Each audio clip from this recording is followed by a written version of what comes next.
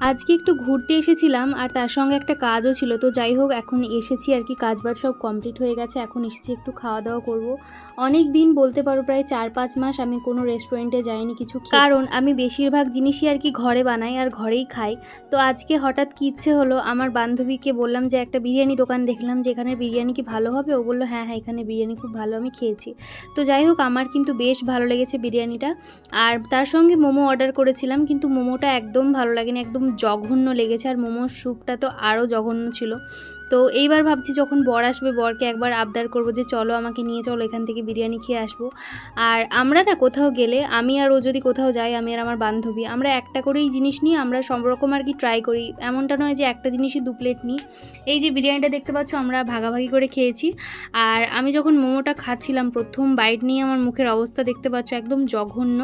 আর আমি যেহেতু রোদে রোদে কাজ করেছি, পুরো একদম মুখের অবস্থা আমার খারাপ হয়ে গেছে। তবে বলতে পারো আজকের দিনটা বেশ ভালো কাটলো আমার।